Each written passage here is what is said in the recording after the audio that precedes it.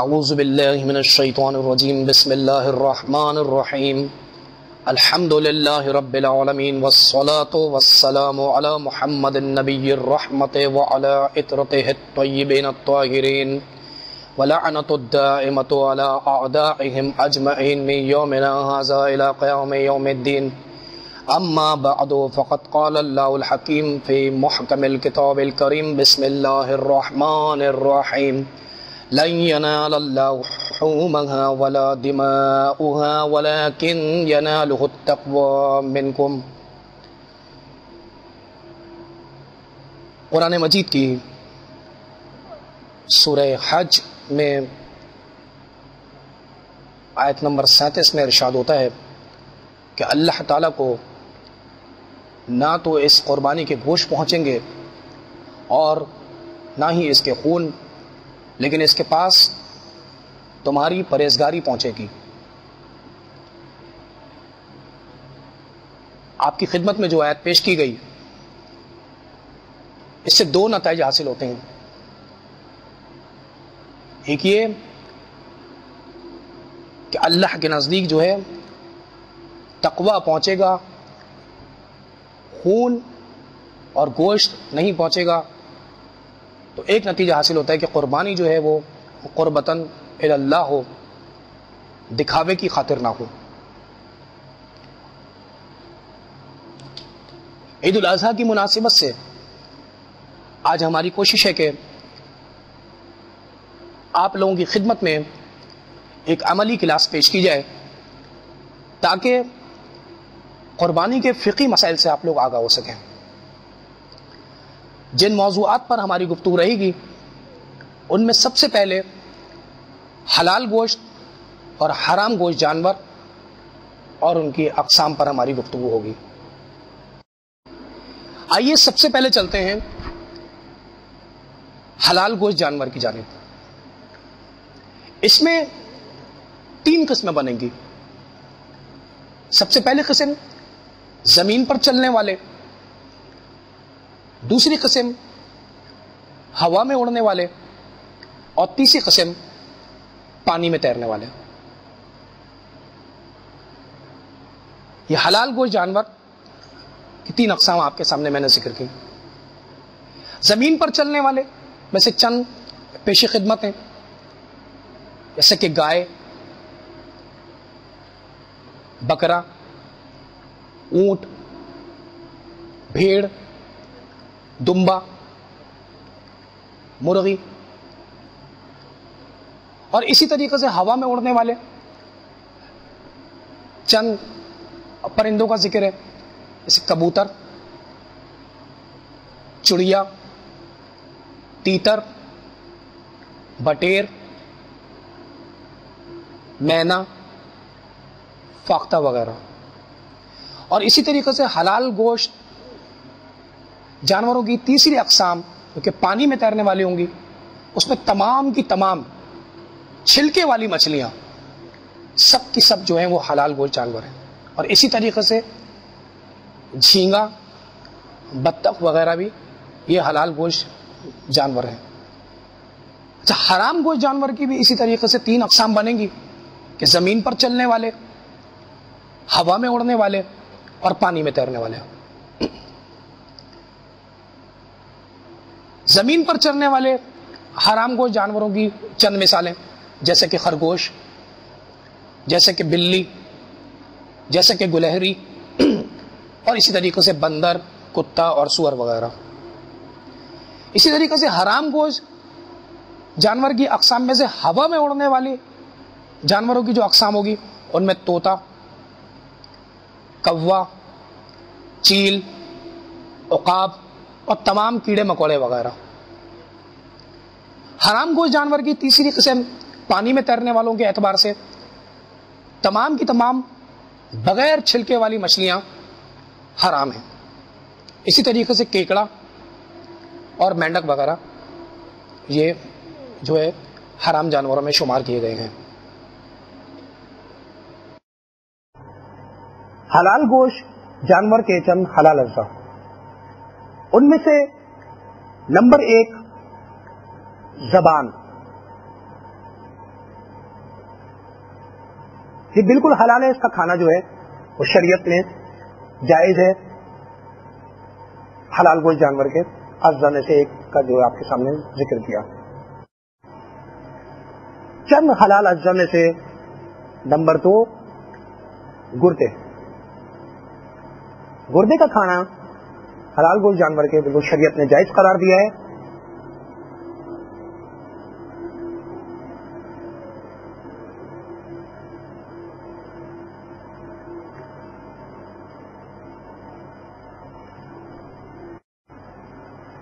حلال اجزاء میں سے نمبر 3 پھیپڑے. شریعت نے پھیپڑے کا کھانا جو ہے وہ جائز قرار دیا ہے.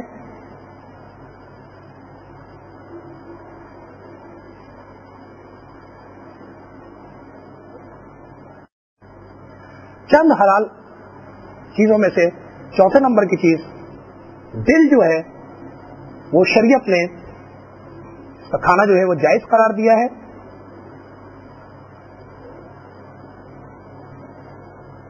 یہ دل ہے آپ کے سامنے، اس کا کھانا بالکل جو ہے وہ جائز ہے.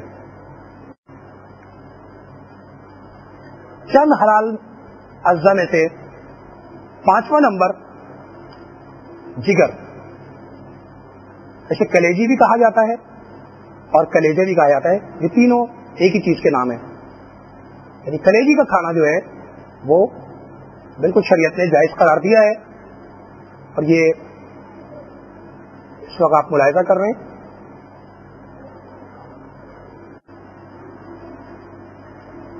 چند حلال اجزاء میں سے بال اور کھال کا کھانا جائز ہے. البتہ اس میں یہاں پر یہ وضاحت ضروری ہے کہ بال کھانے سے مراد یہاں پر یہ نہیں ہے کہ مکمل طور پر ان بالوں کو جو ہے وہ کھایا جائے. البتہ اگر یہ کسی سالن وغیرہ پکانے کے اندر اس طریقے سے بال وغیرہ جو آ جائیں تو سالن جو ہے اس پر کوئی فرق نہیں پڑتا، کیونکہ یہ پاک شمار کیے گئے ہیں اور حلال بھی ہیں. لہذا اگر یہ کھانے وغیرہ کے اندر جو ہے اس کو کھا بھی لیا جائے تو جو ہے یہ جائز ہے. اسی طریقے سے چند اجزاء میں سے کھال کو بھی شمار کیا گیا ہے. البتہ کھال سے ہماری یہاں پر اس وقت یہ مراد ہوگی کیا ہے کہ ایسا نہیں ہے کہ پوری کھال کو پکا کے کھایا جائے، بلکہ اگر کوئی سالن پکتے ہوئے اگر کسی گوشت کے پیس پر کوئی کھال وغیرہ کا ٹکڑا لگا ہوا ہو، جیسے کہ پائے وغیرہ پکانے کے اندر جو ہے یہ عموماً جو ہے کھال کا ٹکڑا وغیرہ لگا رہ جاتا ہے، تو اس کو کھایا جا سکتا ہے اور یہ بالکل جو ہے وہ جو ہے جائز جو ہے وہ ہے.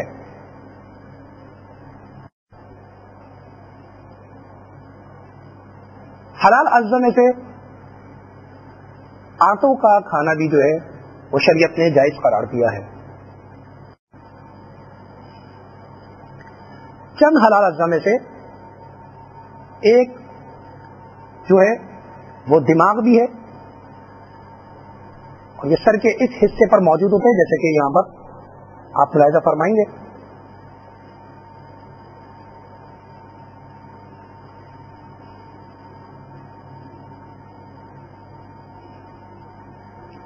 یہ آپ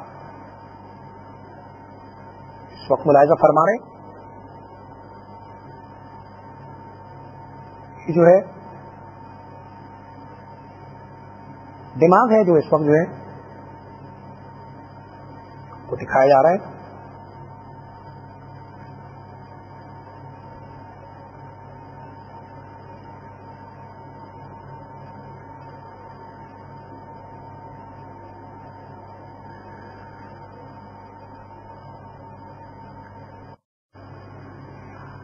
آئیے اب چلتے ہیں حلال گوشت جانور کے حرام اجزاء کی جانب.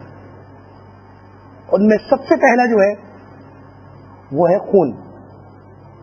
قرآن مجید میں خون سے متعلق جو ہے آیت بھی موجود ہے.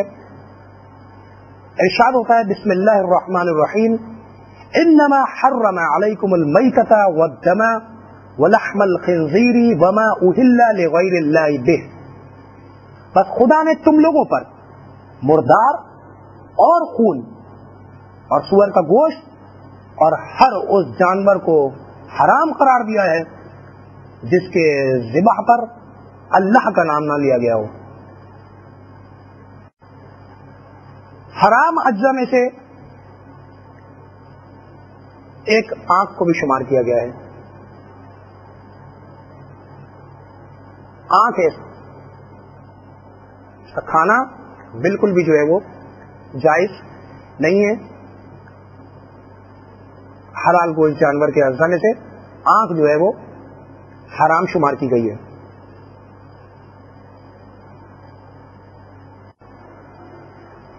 حرام اجزا میں سے ایک قابل ذکر چیز تلی بھی ہے، اور اس تلی کا کھانا جو ہے وہ حرام شمار کیا گیا ہے. تلی اور کلیجی دیکھنے میں عموماً ایک شکل کی لگتی ہیں، لیکن کلیجی کا ذکر جیسے کہ ہے کہ کھانا جائز تھا لیکن تلی کا کھانا حرام ہے. تلی کی خصوصی پہچان یہ بھی ہے کہ اس پر ڈاٹس ہوتے ہیں، اور جبکہ کلیجی یہ بالکل جو ہے وہ صاف ہوتی ہے اور کسی قسم کا اس پر نشان وغیرہ جو ہے وہ موجود نہیں ہوتا، یعنی کسی قسم کے نقطے وغیرہ جو ہیں وہ موجود نہیں ہوتے. جبکہ تلی کو اگر غور سے دیکھا جائے تو اس پر باقاعدہ جو ہے وہ ڈاٹس موجود ہوتے ہیں، باقاعدہ ڈاٹس موجود ہوتے ہیں اس پر. اور اس کی ایک اور پہچان یہ ہے کہ یہ پیٹ سے بالکل چپکی ہوئی ہوتی ہے. تلی کا کھانا جو ہے وہ حرام ہے. حرام اجزا میں سے ایک غدود کو بھی شمار کیا گیا ہے. یہ ایک مخصوص قسم کی گٹھلیاں ہیں جو کہ جانور کے گوشت میں پائی جاتی ہیں. ان کو جو ہے غدود کہا جاتا ہے اور ان کو حرام شمار کیا گیا ہے.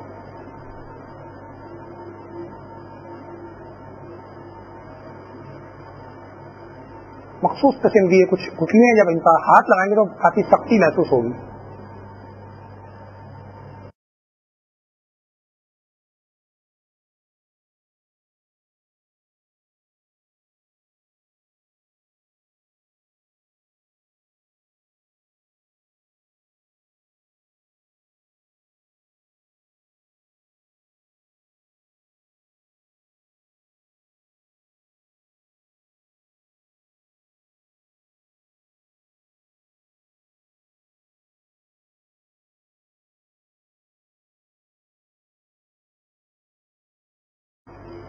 اب جس موضوع پر گفتگو کی جا رہی ہے وہ ہے جانور ذبح کرنے کی شرائط اور ذبح کی غلطیاں.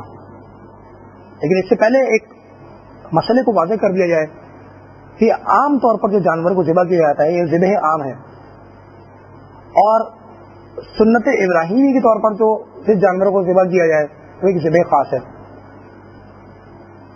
حج کے موقع پر حج کا ایک رکن بھی ہے اور حاجی پر قربانی کرنا واجب بھی ہے، اور جو شخص غیر حاجی ہو یعنی حج نہ کر رہا ہو اس کے لیے قربانی کرنا مستحب عمل میں سے ہے.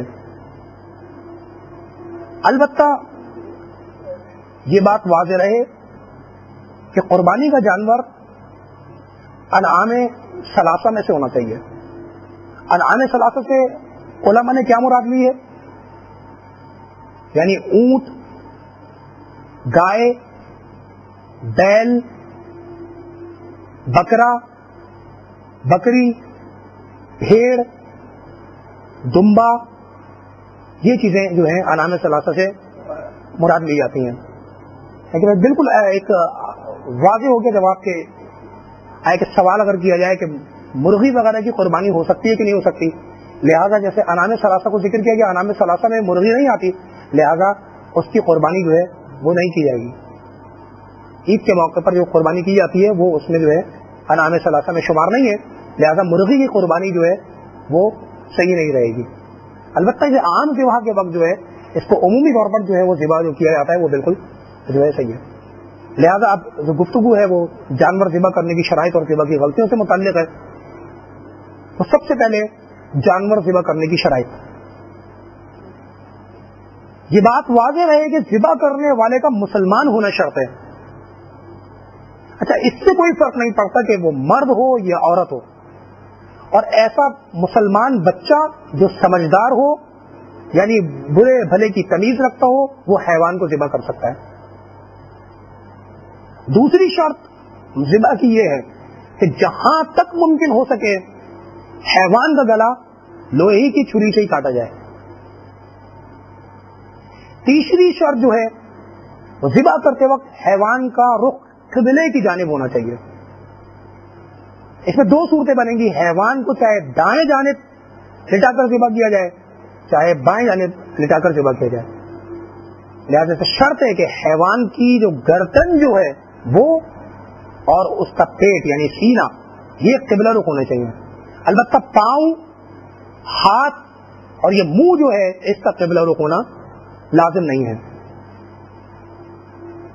چوتھی شرط جو ذبح کی ہے وہ یہ کہ ذبح سے پہلے ذبح کرنے کی نیت سے ذبح کرنے والا خود خدا کا نام لے، یعنی خود سے مراد یہ ہے کہ دوسرا اگر دور کھڑا ہو کے اللہ اکبر کہے تو یہ ذبح میں جو ہے وہ کفایت نہیں کرے گا۔ اچھا کتنا ذکر کرنا ہے؟ اگر صرف بسم اللہ یا اللہ اکبر کہہ دے تو کافی ہے۔ پانچویں شرط ذبح ہونے والا حیوان حرکت کرنا چاہیے، مثلا دم کو حرکت دے یا ذبح ہوتے وقت اپنے پاؤں ہاتھ وغیرہ جو ہے وہ زمین پر جو ہے وہ مارے۔ چھٹی شرط جو ذبح کی ہے وہ حیوان کے بدن سے اتنا خون نکلنا چاہیے جتنا معمول کے مطابق نکلتا ہے۔ پتہ چلا کہ ایک جانور کو ذبح کیا بالکل ذرا سا خون نکلا تو اس وقت جو ہے یہ اور باقی خون نہ نکلا تو یہ صحیح نہیں رہے گا۔ ساتویں شرط یہ ہے کہ حیوان کا گلا ذبح کی نیت سے کاٹنا چاہیے، مطلب کسی جانور چھری وغیرہ پر جا کے گر گیا یا مثال کے طور پر کوئی نیت وغیرہ نہیں کی تھی اس حوالے سے تو یہ صحیح نہیں رہے گا۔ ذبح کا طریقہ کیا ہونا چاہیے؟ ذبح کا طریقہ جیسے کہ شرائط ذکر کی، ذبح کا طریقہ یوں ہے کہ حیوان کی گردن کی 4 بڑی رگوں کو مکمل طور پر کاٹ دیا جائے، اور ان رگوں میں سانس کی نالی، کھانے کی نالی، 2 موٹی رگیں جو کھانے اور سانس کی نالی کے دونوں طرف ہوتی ہیں، اور ان رگوں کو اس طرح سے کاٹنا ہے کہ جب گلے کی جو گرہ جو ہے اس کے نیچے کی جانب سے اس طرح سے کاٹا جائے کہ وہ جدا ہو جائیں۔ اچھا یہ انعام ثلاثہ کے جو ذبح کے احکام بتائے جا رہے ہیں ان میں گو کے اونٹ شامل ہے، لیکن اونٹ کو اس طریقے سے لٹا کر جو ہے وہ کاٹنا جائز نہیں ہے، بلکہ اونٹ کے لیے ایک الگ سے حکم ہے کہ اس کو نحر کیا جائے، اور یہ پیٹ سے اوپر کی جانب اور گردن سے نیچے کی جانب ایک خالی مقام جو کہلاتا ہے، اس میں نیت کرنے کے بعد اللہ کا نام لینے کے بعد چھوڑا گھونپا جائے اور ایک جو ہے وہ کافی مقدار میں جو خون نکل آتا ہے اس کو جو ہے یہ نحر کہا جاتا ہے۔ لہذا اونٹ میں نحر ہی کرنا واجب ہے۔ البتہ یہ جائز نہیں رہے گا کہ گائے، بیل، بکرا، بکری، بھیڑ، دمبا ان کو اونٹ کی طرح نحر کیا جائے، اور یہ بھی جائز نہیں ہے کہ اونٹ کو اس طریقے سے لٹا کر کہ جس طریقے سے گائے، بیل وغیرہ کو ذبح کیا جاتا ہے اس طریقے سے ذبح کر دیا جائے، یہ جائز نہیں رہے گا۔ لہذا اونٹ کے لیے ایک خصوصی حکم ہے کہ اس کو نحر کر کے جو ہے نحر کرنا جو ہے وہ واجب ہے۔ ذبح کی غلطیوں پر جو ہے ایک نظر ڈالتے ہیں۔ یہ اکثر و بیشتر جو ایک لوگوں سے غلطی ہو جاتی ہے کہ قصائی وغیرہ کا تعین کرنے میں وہ غلطی کر جاتے ہیں۔ لہذا جانور کو کتابی کافر ہو یا غیر کتابی کافر ہو اس سے ذبح کروانا بالکل بھی جائز نہیں ہے۔ مثلا عیسائی قصائی سے اگر یہ جانور کو ذبح کرے تو جائز نہیں ہوگا۔ اسی طریقے سے اسٹیل کی چھری کے حوالے سے علماء کی ایک تعداد منع فرماتی ہے کہ اسٹیل کی چھری سے جو ہے وہ جانور کو جو ہے وہ ذبح نہیں کیا جا سکتا۔ ذبح کی غلطیوں میں سے ایک غلطی یہ بھی ہے کہ 4 رگوں میں سے بعض رگوں کو کاٹ دیا جائے، مثال کے طور پر 2 رگوں کو کاٹ دیا جائے اور پھر صبر کیا جائے کہ جانور کے مرنے کا، یہ جائز نہیں ہے، 4 رگوں کو پے در پہ کاٹنا ہے۔ جان بوجھ کر، ایک اور غلطی، جان بوجھ کر جانور کو قبلہ رخ نہ کرنا، جیسا کہ ابھی ذکر کیا کہ اگر جانور کا عموماً جو ذبح کرتے ہوئے منہ وغیرہ جو اٹھا لیا جاتا ہے، یہ منہ وغیرہ سے جو ہے نا کوئی فرق نہیں پڑتا، البتہ اس کی جو گردن جو ہے اور سینہ جو ہے وہ قبلہ رخ ہونا چاہیے، لہذا جان بوجھ کر اگر کوئی شخص قبلہ رخ نہ کرے جانور کو تو یہ جائز نہیں رہے گا۔ اسی طریقے سے ذبح کرتے وقت اللہ کا جو ہے وہ نام نہ لیا جائے تو یہ عمل جائز رہے گا اور ذبح کی غلطیوں میں شمار کیا جائے گا۔ اچھا جناب، اگر اس قسم کی کوئی بھی غلطی ہو جاتی ہے تو اس صورت کے اندر ہمارے پاس جو ہے وہ شریعت کا کیا حکم موجود ہے؟ غلط ذبح ہونے کی صورت میں، جیسے کہ ذبح کی جو غلطیاں ذکر کی گئی، غلط ذبح ہونے کی صورت میں جانور مردار کے حکم میں ہے اور حرام شمار کیا جائے گا، اور حیوان کا پورا بدن جو ہے وہ نجس شمار کیا جائے گا۔ جانور کو ذبح کرنے کے مستحبات، علماء نے چند چیزوں کو ذبح کے حوالے سے مستحب قرار دیا ہے۔ سب سے پہلی چیز یہ ہے کہ یہ بھیڑ بکری وغیرہ جو ہیں، ان کو ذبح کرتے وقت ان کے دونوں ہاتھ اور ایک پاؤں جو ہے وہ باندھ دینا چاہیے، اور دوسرا پاؤں جو ہے اسے کھلا رکھنا چاہیے۔ اور گائے بیل وغیرہ کے اندر مستحب یہ ہے کہ اس کے چاروں ہاتھ پاؤں جو ہیں وہ باندھ دیے جائیں اور دم کو جو ہے وہ کھلا رکھا جائے۔ اور اونٹ کے حوالے سے علماء نے جو چیز مستحب قرار دی ہے کہ اگر وہ بیٹھا ہوا ہو تو اس کے دونوں ہاتھ نیچے سے گھٹنے تک یا بغل کے نیچے ایک دوسرے سے باندھ دیے جائیں اور اس کے پاؤں جو ہیں وہ کھلے رکھے جائیں، اور اگر اونٹ کھڑا ہوا ہو تو اس کے بائیں پاؤں کو باندھ دیں، یہ اس میں جو ہے وہ مستحب ہے۔ مستحبات میں سے ایک چیز یہ بھی ہے کہ حیوان کو جب ذبح کیا جا رہا ہو یا اونٹ وغیرہ کو جب نہر کیا جا رہا ہو تو ذبح یا نہر کرنے سے پہلے ان کے سامنے جو ہے وہ پانی رکھا جائے۔ اسی طریقے سے مستحبات میں سے ذبح یا نہر کرتے وقت ایسا کام کیا جائے کہ جس سے حیوان کو کم سے کم تکلیف ہو، مثلا چھری خوب تیز کر لی جائے اور حیوان کو جلد سے جلدی ذبح کیا جائے۔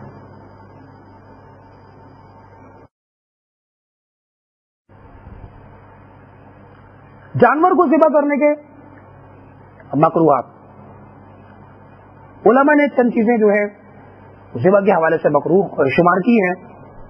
ان میں سب سے پہلی چیز یہ کہ حیوان کی جان نکلنے سے پہلے اس کی کھال کا اتارنا، یہ مکروہ شمار کیا گیا ہے۔ حیوان کو کسی ایسی جگہ ذبح کرنا کہ اسی کی نسل کا دوسرا حیوان اسے دیکھ رہا ہو، یہ مکروہ شمار کیا گیا ہے۔ جس چوپائے کو انسان نے پالا ہو اسے خود اپنے ہاتھ سے ذبح کرنا جو ہے مکروہ ہے۔ اور اسی طریقے سے وقت کے حوالے سے رات کے وقت یا جمعے والے دن ظہر سے پہلے حیوان کا ذبح کرنا مکروہ شمار کیا گیا ہے، البتہ ضرورت وغیرہ کے تحت اس کی کراہت جو ہے وہ ختم ہو جاتی ہے۔ آئیے چند ایک فقہی مسائل کی جانب چلتے ہیں۔ سب سے پہلا مسئلہ یہ کہ آئے کہ یہ گائے بکرے وغیرہ جو ہیں ان کے پیشاور پکانے کا کیا مسئلہ ہے؟ شریعت نے اس کو جو نجاست کے حوالے سے جو حکم ہے اس کو پاک جو ہے وہ شمار کیا ہے، یعنی نجس شمار نہیں کیا۔ البتہ پاک سے یہاں پر یہ مراد نہیں ہے کہ اس کا جو ہے وہ کھانا پینا بھی جائز ہو جائے۔ یہ ضروری نہیں ہے کہ شریعت نے جس چیز کو پاک قرار دیا ہو اس کا کھانا پینا بھی جو جائز رہے۔ اگر پاک کا حکم بتایا ہے تو نجاست و طہارت کے حوالے سے بتایا ہے، کھانے پینے کے اپنے خود مخصوص جو ہے وہ احکام ہیں کہ کس اللہ تعالیٰ نے کس چیز کو حلال قرار دیا ہے اس چیز کو آپ کھا سکتے ہیں. اچھا اسی طریقے سے یہ خون کا مسئلہ جو ہے کہ جب جانور کو ذبح کیا جا رہا ہوتا ہے یہ خون کے چھینٹے وغیرہ جو آتے ہیں آیا کہ پاک ہے کہ نجس ہیں اس وقت تو یہ جو ہے نجس شمار کیے جائیں گے. البتہ طہارت کے حوالے سے جس جانور کو ذبح کیا جائے اور معمول کے مطابق ذبیحے کا جس کو ذبح کیا جا رہا ہے اس کے خون نکل آئے تو اندر جو باقی بچا ہوا خون ہے اسے پاک شمار کیا گیا. یہاں پر بھی پاک سے مراد ہو جائے گی یعنی اس کا کھانا پینا جائز نہیں ہو جائے گا لیکن نجاست کے حکم میں نہیں رہے گا حالانکہ خون جو ہے وہ نجس تھا. اچھا ایک اور سوال یہاں پر جو ہے وہ یہ ہے کہ یہ جو اس جانور کو ذبح کر دیا جاتا ہے گھر میں یہ خون جو چاروں طرف فرش وغیرہ پہ پھیل جاتا ہے آیا کہ اس کو پاک کرنے کا طریقہ کیا رہے گا؟ یقیناً فرش جو ہے وہ اس وقت نجس شمار ہوگا اور اس کو بالکل اسی طریقے سے جو ہے پاک کیا جائے گا فرش کو کہ تقریباً جو ہے دو نجاست کرنے کے بعد تقریباً 2 مرتبہ جو ہے اس سے پانی ڈالا جائے تاکہ جو ہے پاک ہو سکے. اچھا ایک اور سوال یہاں پر کیا گیا ہے وہ یہ کہ یہ جو گوشت کے پارچے وغیرہ بنا دیے جاتے ہیں یا مثال کے طور پر آپ نے کسی کو وہ گوشت وغیرہ دیا یا مثال کے طور پر آپ مارکیٹ سے گوشت کو خرید کے لے کر آئے تو اس کے اندر جو خون موجود ہے اس کے بارے میں جو ہے وہ کیا حکم رہے گا؟ بہرحال دھونے سے پہلے جو ہے اس کو پکانے سے پہلے اس کو دھونا جو ہے وہ ضروری ہے. خون جو ہے وہ حرام اجزا میں سے لہذا حرام اجزا کو جو ہے وہ دھونا جو ہے وہ ضروری ہو جائے گا. برحمتك يا أرحم الراحمين وصلى الله على محمد وآله الطاهرين.